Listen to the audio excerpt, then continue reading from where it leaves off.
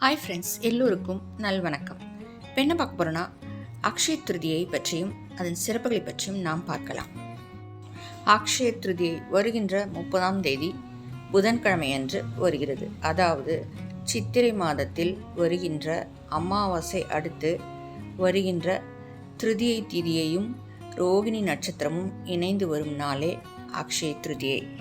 இந்த நாளிற்கு நிறைய சிறப்புகள் உண்டு. அதாவது பஞ்ச பாண்டவர்கள் வனவாசத்திற்கு செல்லும் பொழுது சூரிய பகவானிடமிருந்து அக்ஷய பாத்திரத்தை பெற்ற நாளும் இந்த நாள் தான். அதே மாதிரி கங்கையும் சொர்க்கத்திலிருந்து பூமியை வந்து தொட்ட நாளும் இந்த நாள் தான்.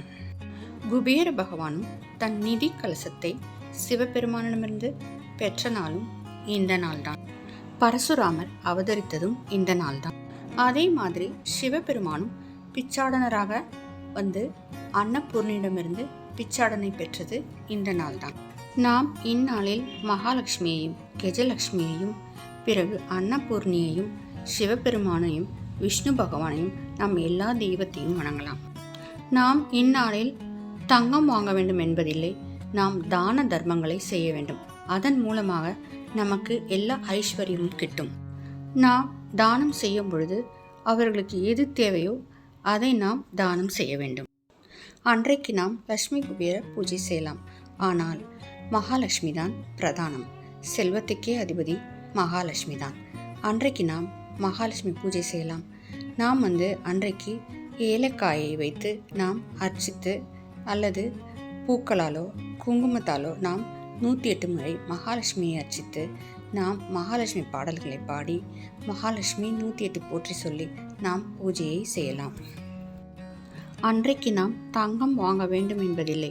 மகாலட்சுமியின் அம்சமான உப்பையும் பிறகு வெள்ளை பொருட்களான பச்சரிசி, மங்கள பொருட்களான மஞ்சள், குங்குமம் போன்றவற்றை வாங்கி நாம் பூஜையில் வைத்து நாம் மகாலட்சுமியை அர்ச்சித்து நம் வேண்டுதலை வைத்து நாம் பூஜை செய்தோமே ஆனால் கண்டிப்பாக நிச்சயமாக நம்முடைய வேண்டுதல் நிறைவேறும். அன்றைக்கு நாம் மகாலட்சுமி படமோ அல்லது கஜலட்சுமி படமோ இருந்தால் துடைத்துவிட்டு மஞ்சள் குங்குமம் இட்டு வெள்ளை மலர்களை நாம் சாத்த வேண்டும். அல்லது நாம் தாமரை மலர் இருந்தாலும் சாத்தலாம். அதே மாதிரி நெய்வேத்தியம், பால் பாயசம், கற்கண்டு பொங்கல் செய்து வைத்து நாம் படைக்கலாம். நாம் விரதம் இருக்க முடிந்தவர்கள் இருக்கலாம், இருக்க முடியாதவர்கள் நாம் 6 விளக்கு ஏற்றி வைத்து நாம் வணங்க வேண்டும். 6 என்பது சுக்கிர பகவானுக்குரிய எண்ணாகும். அதனால் நாம் 6 விளக்கு ஏற்றி வைத்தால் நம்முடைய செல்வம் எல்லாம் 6ஆக பெருகும் என்று சொல்வார்கள்.